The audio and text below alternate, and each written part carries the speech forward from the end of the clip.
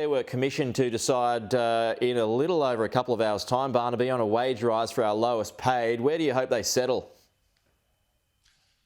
Look, we know that at $21.38 an hour, it's an incredibly tough game to try and survive on that. And I suppose I would suggest it's going to go up, isn't it? The base rate will go up. But really, the big issues that people also have to see is this is to pay for things such as power bills, which are going through the roof, and food bills, which are attached to power prices going through the roof, and rent, which is attached to interest rates, going through the roof. And the fundamentals of the cost of living are not being addressed by this government. They are so fascinated with the voice, they are so fascinated with the philosophical, that they've lost connection to the thing that really matters, which is the cost of living and how people pay for their power bill, pay for their groceries, pay for their rent or their house payments.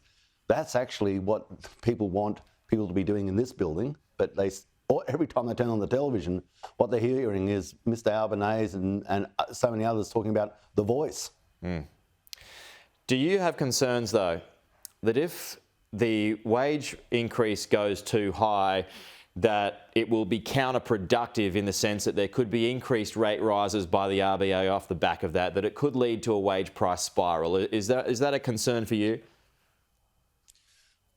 Look, it's a statement of fact that as money goes into the economy, it has an inflationary effect. Obviously, the more money that's in the economy, the more that you get that volume of money pushing up prices. It's just it's the standard rule of economics.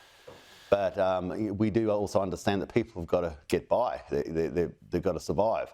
What I would say on the macro sense, that unless you can start getting some realism about how you actually generate power, so you have strong baseload power, and get away from these sort of mythical ideas that you can, support Australia on renewable energy, even though you don't have the technology to actually build the components that produce the renewable energy. They're built by countries that don't rely on renewable energy like you want to rely on it.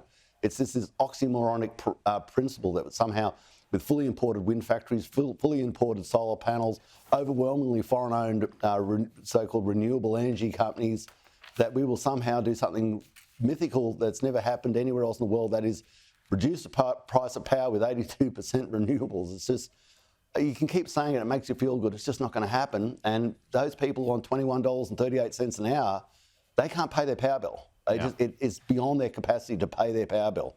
And their cost of living issue is what we should be absolutely laser-like focused on. How can they pay to feed themselves, keep themselves warm, and how do they actually pay for the rent to keep them in a house? All right. Barnaby, appreciate it. We'll talk